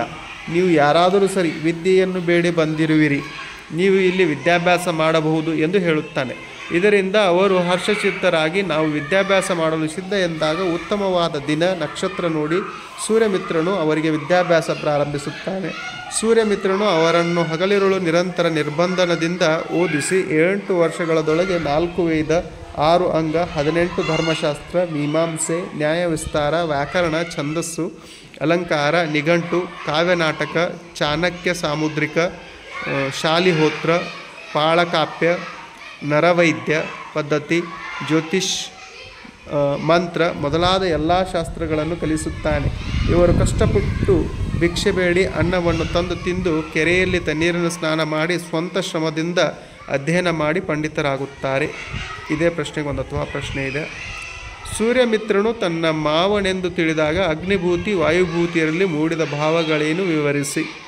ಅಗ್ನಿಭೂತಿ, ವಾಯುಭೂತಿಯರು ತಂದೆ ತಾಯಿಯರ ಮಾತನ್ನು ಕೇಳದೆ ವೇದಶಾಸ್ತ್ರಗಳನ್ನು ಓದದೆ ಸಪ್ತವ್ಯಸನಿಗಳಾಗಿದ್ದರು. ತಂದೆ ಸೋಮಶರ್ಮ ತೀರಿ ಹೋದ ನಂತರ ಅವರಿಗೆ ಬರಬೇಕಾದ ಮಂತ್ರಿ ಪದವಿಯು ಸಪ್ತವ್ಯಸನಿಗಳಾಗಿದ್ದ ಇವರಿಗೆ ಸಿಗದೆ ಇವರ ವಂಶದಲ್ಲಿ ವೇದಶಾಸ್ತ್ರ ಬಲ್ಲವನೊಬ್ಬನನ್ನು ಮಂತ್ರಿಯನ್ನಾಗಿ ನೇಮಿಸಿಕೊಳ್ಳಲಾಗುತ್ತದೆ. ಇದರಿಂದ ದುಃಖಿತರಾದ ಅಗ್ನಿಭೂತಿ, ವಾಯುಭೂತಿಯರು ತಾಯಿಯ ಬಳಿ ಬಂದು ಕಷ್ಟಪಟ್ಟು ಅಧ್ಯಯನ ಮಾಡಲು ಸಿದ್ಧರಿದ್ದೇವೆ ಎಂದು ಹೇಳುತ್ತಾರೆ. ತಾಯಿ ಕಶಪಿ ರಾಜಗೃಹ ಪಟ್ಟಣದಲ್ಲಿ ಮಂತ್ರಿಯಾಗಿದ್ದ ತನ್ನ ಸಹೋದರ ಸೂರ್ಯಮಿತ್ರನಿಗೆ ಪತ್ರ ಬರೆದು ಮಕ್ಕಳಿಬ್ಬರನ್ನು ಕಳುಹಿಸುತ್ತಾಳೆ. ಪತ್ರ ಓದಿದ ಸೂರ್ಯಮಿತ್ರ ತನ್ನ ಗುರುತು ಮರೆಮಾಚುತ್ತಾರೆ. ಅಗ್ನಿಭೂತಿ, ವಾಯುಭೂತಿಯರು ಎಲ್ಲ ವಿದ್ಯೆಗಳನ್ನು ಕಲಿತ ಮೇಲೆ ಸೂರ್ಯಮಿತ್ರನು ಅವರಿಗೆ ನಾನು ನಿಮ್ಮ ಮಾವ ಎಂದು ಹೇಳಿದರೆ ಸಲುಗೆಯಿಂದ ಮೊದಲಿನಂತೆ ಅವರು ವಿದ್ಯೆ ಕಲಿಯುತ್ತಿರಲಿಲ್ಲ ಎಂದು ಸತ್ಯವನ್ನು ಮುಚ್ಚಿಟ್ಟ ಕಾರಣವನ್ನು ಹೇಳುತ್ತಾನೆ. ಅಗ್ನಿಭೂತಿಯು ನಮಗೆ ಮಾವ ಸಲುಗೆ ನೀಡದೆ ವಿದ್ಯೆಯನ್ನು ಕಲಿಸಿ ಯೋಗ್ಯರನ್ನಾಗಿ ಮಾಡಿದನು. ಮಾವನು ಮಾಡಿದ ಉಪಕಾರವನ್ನು ಮನದಲ್ಲಿ ನೆನೆದು ತುಂಬ ಸಂತೋಷಪಟ್ಟನು. ವಾಯುಭೂತಿಯು ಮಾತ್ರ ಸೂರ್ಯಮಿತ್ರನು ನಮಗೆ ಮೋಸ ಮಾಡಿದನು ಎಂದು ಯೋಚಿಸುತ್ತಾನೆ. ನಾವು ಭಿಕ್ಷೆ ಬೇಡಿ ತಂದ ಅನ್ನಕ್ಕೆ ಯಾವುದೇ ಎಣ್ಣೆ, ಉಪ್ಪನ್ನು ನೀಡದೆ ಅದನ್ನೇ ತಿನ್ನುವಂತೆ ಮಾಡಿದನು. ಕೆರೆಯಲ್ಲಿ ಸ್ನಾನ ಮಾಡುವಾಗ ತಲೆಗೆ ಸ್ವಲ್ಪ ಎಣ್ಣೆಯನ್ನು ಸಹ ಹಾಕಲಿಲ್ಲ. ತಾನು ಮಾತ್ರ ರುಚಿಯಾದ ಆಹಾರವನ್ನು ನೆಂಟರೊಂದಿಗೆ, ಕೆಲಸದವರೊಂದಿಗೆ, ಸ್ನೇಹಿತರೊಂದಿಗೆ ಸವಿಯುತ್ತಿದ್ದ. ಹಬ್ಬದ ದಿನದಲ್ಲೂ ನಮಗೆ ಉತ್ತಮವಾದ ಆಹಾರ ನೀಡಲಿಲ್ಲ. ನಮ್ಮನ್ನು 7-8 ವರ್ಷ ಶತ್ರುಗಳನ್ನು ದಂಡಿಸುವಂತೆ ದಂಡಿಸಿದ ಎಂದು ಬಗೆದನು. ಈ ರೀತಿ ಅಗ್ನಿಭೂತಿ ವಾಯುಭೂತಿಯಲ್ಲಿ ಸೂರ್ಯಮಿತ್ರ ತಮ್ಮ ಸ್ವಂತ ಮಾವ ಎಂದು ತಿಳಿದಾಗ ಅವರ ಮನಸ್ಸಿನ ಭಾವನೆಗಳು ಮೂಡಿದವು. ಮುಖ್ಯ ಪ್ರಶ್ನೆ 42. ಹಕ್ಕಿ ಹಾರುತ್ತಿದೆ ನೋಡಿದರ ಪದ್ಯದ ಸಾರಾಂಶವನ್ನು ನಿಮ್ಮ ಮಾತುಗಳಲ್ಲಿ ಬರೆಯಿರಿ. ಚಲನಶೀಲತೆ ಜೀವಂತಿಕೆಯ ಗುಣ, ನಿಸರ್ಗದ ಹೊಂದಾಣಿಕೆಯಂತೆ ಕಾಲ ಉರುಳು, ಅದಕ್ಕೆ ತಡೆ ಎಂಬುದಿಲ್ಲ. ಚಲನಶೀಲತೆ ಜೀವಂತಿಕೆಯ ಗುಣ, ನಿಸರ್ಗದ ಹೊಂದಾಣಿಕೆಯಂತೆ ಕಾಲ ಉರುಳುತ್ತಿದೆ, ಅದಕ್ಕೆ ತಡೆ ಎಂಬುದಿಲ್ಲ. ಕವಿ ಬೇಂದ್ರೆಯವರು ಕಾಲದ ಗತಿಯನ್ನು ಹಾರುವ ಹಕ್ಕಿಯೊಂದಿಗೆ ಸಮೀಕರಿಸಿ ನೋಡುವ ಪ್ರಯತ್ನ ಮಾಡಿದ್ದಾರೆ. ಜಗತ್ತಿನಲ್ಲಿ ಹಗಲು ഇരുಳು ಒಂದರ ಹಿಂದೆ ಒಂದು ಬರುತ್ತದೆ. ಇದನ್ನು ಕವಿ ಹಕ್ಕಿಯು ರೆಕ್ಕೆಗಳನ್ನು ಬಡಿಯುವುದಕ್ಕೆ ಹೋಲಿಸಿ ರೆಕ್ಕೆ ಒಮ್ಮೆ ಕೆಳಗೆ ಒಮ್ಮೆ ಮೇಲೆ ಬಡಿದು ಮುಂದೆ ಸಾಗುತ್ತದೆ, ಹಾಗೆಯೇ ಹಗಲು ರಾತ್ರಿಗಳು ನಡೆಯುತ್ತಾ ಕಾಲವು ಮುಂದೆ ಸಾಗುತ್ತಿದೆ ಎಂದಿದ್ದಾರೆ. ಹಕ್ಕಿಗೆ ಕಪ್ಪು ಬಿಳಿ ಬಣ್ಣದ ಪುಚ್ಚಗಳು, ಬಿಳಿ ಹೊಳೆ ಬಣ್ಣದ ಗರಿಗಳು, ಕೆಂಪು ಹಳದಿ ಬಣ್ಣದ ರೆಕ್ಕೆಗಳು ಇವೆ ಎಂದು ಹೇಳಿದ್ದಾರೆ. ಈ ಮೂಲಕ ರಾತ್ರಿ ಹಗಲು ಮುಂಜಾನೆ ಸಂಜೆಯ ಬಣ್ಣಗಳನ್ನು ಹಕ್ಕಿಯ ಪುಚ್ಚ ಮತ್ತು ಗರಿಗಳಿಗೆ ಸಮೀಕರಿಸಿದ್ದಾರೆ. ಸೂಚ್ಯವಾಗಿ ಭೂತ ವರ್ತಮಾನ ಭವಿಷ್ಯತ್ ಕಾಲಗಳಿಗೆ ಹಕ್ಕಿಯ ಹಾರಾಟವನ್ನು ಹೋಲಿಸಿದ್ದಾರೆ. ಕಾಲದ ಗತಿಯಲ್ಲಿ ಹಲವು ಸಾಮ್ರಾಜ್ಯಗಳು, ರಾಜ್ಯಗಳು, ಮಂಡಲಗಳು ಉನ್ನತಿ ಅವನತಿ ಕಂಡಿವೆ ಎಂಬುದನ್ನು ಹಕ್ಕಿಯು ಅಂದರೆ ಕಾಲವು ಹಲವು ಸಾಮ್ರಾಟರ ನೆತ್ತಿಯನ್ನು ಕುಕ್ಕಿದೆ ಎಂದಿದ್ದಾರೆ. ಕಾಲಚಕ್ರದಲ್ಲಿ ಯಾರೂ ಶಾಶ್ವತರಲ್ಲ, ಮಣ್ಣಾಗಲೇಬೇಕು ಎಂಬುದನ್ನು ಈ ಮೂಲಕ ತಿಳಿಸಿದ್ದಾರೆ. ಸಮಾಜದಲ್ಲಿ ನಡೆದ ಆಗುಹೋಗುಗಳು ಹಾಗೂ ಇದರಲ್ಲಿ ಅವಶ್ಯವಿಲ್ಲದನ್ನು ತೊಲಗಿಸಿ ಹೊಸ ಮನ್ವಂತರ ಆದ ಬಗೆ ತಿಳಿಸಿ ನಮ್ಮೆಲ್ಲರನ್ನ ಚೇತನಗೊಳಿಸಿ ಮುಂದಿನ ಪೀಳಿಗೆಗೆ ನವ ಅವಕಾಶಗಳನ್ನು ಸೃಷ್ಟಿಸಿ ಕಾಲದ ಪಕ್ಷಿಯು ಚಲಿಸುತ್ತಿದೆ ಎಂದು ಹೇಳಿದ್ದಾರೆ. ಕಾಲಚಕ್ರದಲ್ಲಿ ಮಾನವರು ಹಲವು ವೈಜ್ಞಾನಿಕ ಆವಿಷ್ಕಾರಗಳನ್ನು ಮಾಡಿರುವುದನ್ನು, ಅಂದರೆ ಚಂದ್ರಲೋಕ ಪ್ರವೇಶ, ಮಂಗಳ ಗ್ರಹ ಪ್ರವೇಶ ಮಾಡಿರುವ ಯೋಜನೆಯನ್ನು ಪದ್ಯದಲ್ಲಿ ಸೂಚ್ಯವಾಗಿ ಹಕ್ಕಿಯ ಹಾರಾಟದ ಮೂಲಕ ತಿಳಿಸಿದ್ದಾರೆ. ಇದಲ್ಲದೆ ಬ್ರಹ್ಮಾಂಡದಲ್ಲಿ ಇನ್ನೂ ಹಲವಾರು ಆವಿಷ್ಕಾರಗಳು ನಡೆಯುತ್ತಲೇ ಇವೆ ಎಂದು ಕವಿ ಹಕ್ಕಿಯ ಹಾರಾಟದ ಮೂಲಕ ಕಾಲಕಾಲಕ್ಕೆ ಆಗುತ್ತಿರುವ ಬದಲಾವಣೆಗಳನ್ನು ರೂಪಿಸಿದ್ದಾರೆ. ಇನ್ನು ಇದೇ ಪ್ರಶ್ನೆಗೆ ಇನ್ನೊಂದು ಅಥವಾ ಪ್ರಶ್ನೆಯನ್ನು ಕೇಳಿದ್ದಾರೆ, ಹೌದಾ? ಆ ಪ್ರಶ್ನೆಯನ್ನು ನೋಡಿಕೊಂಡು ಆಮೇಲೆ ಉತ್ತರವನ್ನು ನೋಡೋಣ. ನೀವು ಮೇಲಿನ ಪ್ರಶ್ನೆಗಾದರೂ ಉತ್ತರಿಸ್ಬೋದು ಅಥವಾ ಕೆಳಗಿನ ಪ್ರಶ್ನೆಗಾದರೂ ಉತ್ತರಿಸ್ಬೋದು. ನಿಸರ್ಗದತ್ತವಾದ ಕಾಲಚಕ್ರದ ಎದುರಿನಲ್ಲಿ ಎಲ್ಲರೂ ತಲೆಬಾಗಲೇಬೇಕು ಎಂಬುದನ್ನು ದ ರಾ ಬೇಂದ್ರೆಯವರು ಹೇಗೆ ನಿರೂಪಿಸಿದ್ದಾರೆ ವಿವರಿಸಿ. ಹೌದಾ? ಉತ್ತರ ನೋಡ್ರಿ. ಆಯಾ ಕಾಲದಲ್ಲಿ ನಡೆದ ಪ್ರತಿಯೊಂದು ಘಟನೆ ಕಾಲ ಉರುಳಿದಂತೆ ಇತಿಹಾಸವಾಗುತ್ತಾ ಹೋಗುತ್ತವೆ. ಹಕ್ಕಿಯ ಸಹಜ ಕ್ರಿಯೆಯೊಂದಿಗೆ ಯುಗಗಳು ಉರುಳಿ ಹೊಸತನಕ್ಕೆ ತೆರೆದುಕೊಳ್ಳುತ್ತವೆ. ಚಲನಶೀಲತೆ ಜೀವಂತಿಕೆಯ ಗುಣ, ನಿಸರ್ಗದ ಹೊಂದಾಣಿಕೆಯಂತೆ ಕಾಲಚಕ್ರ ಉರುಳುತ್ತದೆ, ಅದಕ್ಕೆ ತಡೆ ಎಂಬುದಿಲ್ಲ. ಎಂತಹ ಪ್ರಭಾವಶಾಲಿಯಾದರೂ ನಿಸರ್ಗದತ್ತವಾದ ಕಾಲಚಕ್ರದ ಎದುರಿನಲ್ಲಿ ತಲೆಬಾಗಲೇಬೇಕು, ಅದಕ್ಕೆ ಹೊಂದಿಕೊಳ್ಳಲೇಬೇಕು. ಹಲವು ಸಾಮ್ರಾಜ್ಯಗಳು ಅತ್ಯಂತ ವೈಭವವಾಗಿ ಆಳ್ವಿಕೆಯನ್ನು ನಡೆಸಿವೆ. ಹಲವು ಸಾಮಂತ ರಾಜರುಗಳನ್ನು ಒಳಗೊಂಡ ಕೋಟೆಗಳನ್ನು ಕಟ್ಟಿಕೊಂಡು ಮೆರೆದಿವೆ. ಆದರೆ ಇದು ಶಾಶ್ವತವಾಗಿ ಇಂಥ ಹಲವು ಸಾಮ್ರಾಜ್ಯಗಳನ್ನು ಸ್ಥಾಪಿಸಿದ ಸಾರ್ವಭೌಮರು ಕಾಲಚಕ್ರದಲ್ಲಿ ನಶಿಸಿ ಹೋಗಿದ್ದಾರೆ. ಇವರನ್ನೆಲ್ಲ ಮೀರಿ ಕಾಲ ಮುಂದುವರಿಯುತ್ತಲೇ ಇದೆ. ಹಿಂದೆ ಹಲವಾರು ಸಮಾಜ ವಿರೋಧಿ ಪದ್ಧತಿಗಳು ಅಸ್ತಿತ್ವದಲ್ಲಿದ್ದವು. ಇವುಗಳನ್ನೆಲ್ಲ ಅಳಿಸಿ ಹಾಕಿ ಮನ್ವಂತರಗಳನ್ನು ಸೃಷ್ಟಿಸಿ ನೊಂದವರನ್ನು ಸಂತೈಸಿ ಚೇತನಗೊಳಿಸಿ ಮುಂದಿನ ಪೀಳಿಗೆಯವರನ್ನು ಇವುಗಳಿಂದ ರಕ್ಷಿಸಿ ಕಾಲವು ಹೊಸ ಬದಲಾವಣೆಗಳನ್ನು ಸೃಷ್ಟಿಸಿದೆ. ಮಾನವನು ಇಂದು ಚಂದ್ರ ಮಂಗಳದಂತಹ ಅನ್ಯ ಗ್ರಹಗಳಿಗೆ ಪಾದಾರ್ಪಣೆ ಮಾಡಿದ್ದಾನೆ. ಹಿಂದೆ ಕೇವಲ ತಾನು ವಾಸಿಸುವ ಭೌಗೋಳಿಕ ಪರಿಸರಕ್ಕೆ ಮಾತ್ರ ಮಾನವನು ಸೀಮಿತನಾಗಿದ್ದನು. ಕಾಲವು ಎಲ್ಲವನ್ನ ಬದಲಾವಣೆ ಮಾಡಿದೆ. ವಿಶ್ವದಲ್ಲಿ ಮಾನವ ಇನ್ನೂ ಹಲವು ವೈಜ್ಞಾನಿಕ ಆವಿಷ್ಕಾರಗಳನ್ನು ಮಾಡುತ್ತಲೇ ಇದ್ದಾನೆ. ಈ ಎಲ್ಲ ಸಂಗತಿಗಳಿಗೆ ನಾವು ಹೊಂದಿಕೊಳ್ಳುತ್ತಿದ್ದೇವೆ. ಮುಂದೆಯೂ ಬದಲಾವಣೆಗೆ ಹೊಂದಿಕೊಳ್ಳಲೇಬೇಕು. ಕಾಲಚಕ್ರದ ಎದುರಿನಲ್ಲಿ ನಾವು ತಲೆಬಾಗಿ ಅದರಂತೆ ನಡೆಯಲೇಬೇಕು. ಕಾಲಾಯ ತಸ್ಮೈ ನಮಃ ಎಂಬಂತೆ ಕಾಲಕ್ಕೆ ತಕ್ಕಂತೆ ಹೊಂದಿಕೊಂಡು ನಡೆಯಬೇಕು. ಕಾಲಕ್ಕೆ ಯಾರೂ ಅತೀತರಲ್ಲ. ಈ ರೀತಿ ಹಲವು ನಿದರ್ಶನಗಳ ಮೂಲಕ ಕವಿ ಬೇಂದ್ರೆಯವರು ನಿಸರ್ಗದತ್ತವಾದ ಕಾಲದ ಎದುರಿನಲ್ಲಿ ಎಲ್ಲರೂ ತಲೆಬಾಗಲೇಬೇಕು ಎಂದು ನಿರೂಪಿಸಿದ್ದಾರೆ. ಇನ್ನು ಮುಖ್ಯ ಪ್ರಶ್ನೆ 13 ಗದ್ಯ ಭಾಗವನ್ನು ಓದಿಕೊಂಡು ಪ್ರಶ್ನೆಗಳಿಗೆ ಉತ್ತರಿಸಿ. ನೀವೇನು ಮಾಡ್ರಪ್ಪ ಅಂದರೆ ವಿಡಿಯೋನ ಪಾಸ್ ಮಾಡಿಬಿಟ್ಟು ಈ ಗದ್ಯವನ್ನು ಓದ್ಕೊಡ್ರಿ. 2 ಪ್ರಶ್ನೆಗಳನ್ನು ಕೇಳಿರ್ತಾರೆ. ಆ 2 ಪ್ರಶ್ನೆಗಳಿಗೆ ಉತ್ತರವನ್ನು ಕೊಡುವಂಥ ಪ್ರಯತ್ನ. ಏನಪ್ಪ ಅಂದರೆ ಪ್ರಶ್ನೆಗಳು: ಮೊದಲನೇದು, ಅಬ್ಬಕ್ಕ ದೇವಿಯು ಹೇಗೆ ಸಮುದ್ರದಾಚೆ ವಿಖ್ಯಾತಳಾದಳು? ಉತ್ತರ, ಪೋರ್ಚುಗೀಸರು ಉಳ್ಳಾಲದ ಮೇಲೆ ಆಕ್ರಮಣ ಮಾಡಲು ಭಾರೀ ನೌಕೆಯಲ್ಲಿ ಬಲಾಢ್ಯ ಪಡೆಯೊಂದಿಗೆ ಉಳ್ಳಾಳದ ಸಮೀಪದ ಕರಾವಳಿಯಲ್ಲಿ ಲಂಗೂರ ಹಾಕಿದರು. ಆಗ ರಾಣಿ ಅಬ್ಬಕ್ಕ ದೇವಿ ಮೂಗೇರು ಸೈನಿಕರೊಂದಿಗೆ ನೂರಾರು ಸಣ್ಣ ದೋಣಿಗಳಲ್ಲಿ ಹೋಗಿ ಸಾವಿರಾರು ತೆಂಗಿನ ಗರಿಯ ಉರಿಯುವ ದಿವಟಿಗೆಗಳನ್ನು ಕ್ಷಣಾರ್ಧದಲ್ಲಿ ಏಕಕಾಲಕ್ಕೆ ನೌಕೆಯ ಮೇಲೆಸೆದು ಅದರಿಂದ ತಪ್ಪಿಸಿಕೊಳ್ಳಲು ಯತ್ನಿಸಿದ ಸೈನಿಕರು ರಾಣಿ ಅಬ್ಬಕ್ಕ ದೇವಿ ಮತ್ತು ಅವರ ಸೈನಿಕರ ಖಡ್ಗ ಮತ್ತು ಈಟಿಗಳಿಗೆ ಬಲಿಯಾದರು. ಹೀಗೆ ಪೋರ್ಚುಗೀಸರ ಹಡಗುಗಳನ್ನು ಮುಳುಗಿಸಿ ಮಿರಾಂಡಾ ಮತ್ತು ಡಿ ಮೆಲ್ಲೋ ಎಂಬ ಸೇನಾಪತಿಗಳನ್ನು ಓಡಿಸಿ ಸಮುದ್ರದಾಚೆ ವಿಖ್ಯಾತಳಾದಳು. ಇನ್ನು ಎರಡನೇ ಪ್ರಶ್ನೆ ಉತ್ತರ ನೋಡೋಣ. ರಾಣಿ ಅಬ್ಬಕ್ಕ ದೇವಿಯನ್ನು ನೋಡಲು ಅಷ್ಟು ದೂರದಿಂದ ಬಂದಿದ್ದದ್ದು ಸಾರ್ಥಕವಾಯಿತೆಂದು ಪಿತ್ರೋ ಹೇಳಲು ಕಾರಣವೇನು? ಜಿನೋವಾ ಪ್ರವಾಸಿ ಪಿತ್ರೋ ಬಾಗ್ದಾದಿನ ದೊರೆ ಶಾ ಅಬ್ಬಾಸರನ್ನು ಭೇಟಿಯಾದಾಗ ಅವರು ರಾಣಿ ಅಬ್ಬಕ್ಕ ದೇವಿಯನ್ನು ಭಾರತಕ್ಕೆ ಹೋದರೆ ಭೇಟಿಯಾಗದೆ ಬರಬೇಡಿ ಎಂದು ಹೇಳಿದ್ದರು. ಅದರಂತೆ ಪಿತ್ರೋ ಉಳ್ಳಾಳಕ್ಕೆ ಬಂದಾಗ ರಾಣಿಯು ವಿವೇಚನಾಶೀಲಳು, ನ್ಯಾಯಪರಳು, ಕುಶಲಳು ಆಗಿರುವುದು ನೋಡುತ್ತಾನೆ. ರಾಣಿಯು ಅವಳ ಪ್ರೀತಿಯ ಪ್ರಜೆಗಳಾದ ರೈತರು ಕಷ್ಟಪಟ್ಟು ಬೆವರು ಸುರಿಸಿ ಬೆಳೆದ ಏಲಕ್ಕಿ, ಅಕ್ಕಿ, ಮೆಣಸು ಮತ್ತು ನೇಕಾರರು ನೇಯ್ದ ಬಟ್ಟೆಯ ವ್ಯಾಪಾರಕ್ಕೆ ಬಂದ ಪೋರ್ಚುಗೀಸರಿಗೆ ಅವರು ಕೇಳಿದ ಕಡಿಮೆ ಬೆಲೆಗೆ ಕೊಡಲು ಒಪ್ಪದಿರುವುದು ಮತ್ತು ಪೋರ್ಚುಗೀಸರು ಪಡೆಯುತ್ತಿದ್ದ ವಾರ್ಷಿಕ ಕಪ್ಪವನ್ನು ವಿರೋಧಿಸಿರುವುದು ತಿಳಿಯುತ್ತಾನೆ. ಜೊತೆಗೆ ವಿದೇಶಿ ಪ್ರವಾಸಿಯಾದರೂ ಸಹ ಅವನ ಕುಶಲ ಮತ್ತು ಕ್ಷೇಮದ ಬಗ್ಗೆ ವಿಚಾರಿಸುವ ರಾಣಿಯ ಸ್ತ್ರೀ ಸಹಜವಾದ ವಾತ್ಸಲ್ಯವೆಲ್ಲವನ್ನು ನೋಡಿ ನಾನು ಅಷ್ಟು ದೂರದಿಂದ ನಿಮ್ಮನ್ನು ನೋಡಲು ಬಂದದ್ದು ಸಾರ್ಥಕವಾಯಿತೆಂದು ಹೇಳುತ್ತಾನೆ. ಇನ್ನು ಮುಖ್ಯ ಪ್ರಶ್ನೆ 14, ಪತ್ರಲೇಖನ. ನಿಮ್ಮನ್ನು ಚಿಕ್ಕಮಗಳೂರಿನ ನಿವಾಸಿ ವೈಷ್ಣವಿ ಎಂದು ಭಾವಿಸಿಕೊಂಡು ಸಾರ್ವಜನಿಕ ಗ್ರಂಥಾಲಯ ಸ್ಥಾಪಿಸಿಕೊಡುವಂತೆ ಕೋರಿ ಜಿಲ್ಲಾಧಿಕಾರಿಗಳಿಗೆ ಪತ್ರ ಬರೆಯಿರಿ. 5 ಅಂಕದ ಪ್ರಶ್ನೆ ಇದು. ಹಾಗಾದರೆ ಪತ್ರ ಪ್ಲೇಲಿಸ್ಟಲ್ಲಿ ಇಟ್ಟಿದ್ದೀನಿ. ಪತ್ರಗಳನ್ನು ಒಂದೇ ಕಡೆ ಒಂದು 20ರಿಂದ 30 ಪತ್ರಗಳನ್ನು ಡಿಸ್ಕಸ್ ಮಾಡುವಂಥ ಪ್ರಯತ್ನ ಮಾಡಿದ್ದೀನಿ, ನೋಡ್ಕೋಬೋದು. ಮೇಲಿನ ಪತ್ರವನ್ನಾದರೂ ಬರೀಬೋದು ಅಥವಾ ಕೆಳಗಿನ ಪತ್ರ ಅಥವಾ ಅಂತ ಕೇಳಿದ್ದಾರೆ. ನಿಮ್ಮನ್ನು ಮೈಸೂರಿನ ಸರ್ಕಾರಿ ಪ್ರೌಢಶಾಲೆಯ ಸುಹಾನ್ ಎಂದು ಭಾವಿಸಿಕೊಂಡು ಶಾಲೆಯಲ್ಲಿ ಆಚರಿಸಿದ ಕನ್ನಡ ರಾಜ್ಯೋತ್ಸವ ಕಾರ್ಯಕ್ರಮವನ್ನು ವಿವರಿಸಿ ಮಂಡ್ಯದ ಸರ್ಕಾರಿ ಪ್ರೌಢಶಾಲೆಯಲ್ಲಿ ವ್ಯಾಸಂಗ ಮಾಡುತ್ತಿರುವ ಪ್ರಸಾದ್ ಎಂಬ ಹೆಸರಿನ ಗೆಳೆಯನಿಗೆ ಪತ್ರ ಬರೆಯಿರಿ. ಹೌದಾ? ವ್ಯಾವಹಾರಿಕ ಪತ್ರ ಅಥವಾ ಮನವಿ ಪತ್ರ ಆಗಿದ್ದರೆ ಇಂದ ಗೆ ಸಂಬೋಧನೆ ವಿಷಯ ಇದ್ದರೆ 1 ಅಂಕ, ಪತ್ರದ ಒಡಲು ಮತ್ತು ವಿಷಯ ನಿರೂಪಣೆಗೆ 2 ಅಂಕ, ವಂದನೆಯೊಂದಿಗೆ ಮುಕ್ತಾಯ ಇಂತಿ ಸ್ಥಳ ದಿನಾಂಕ 1 ಅಂಕ, ಭಾಷಾ ಶೈಲಿಗೆ ಪದ ಬಳಕೆ ವಿನ್ಯಾಸಕ್ಕೆ 1 ಅಂಕ, ಟೋಟಲ್ 5 ಅಂಕಗಳು. ಅಥವಾ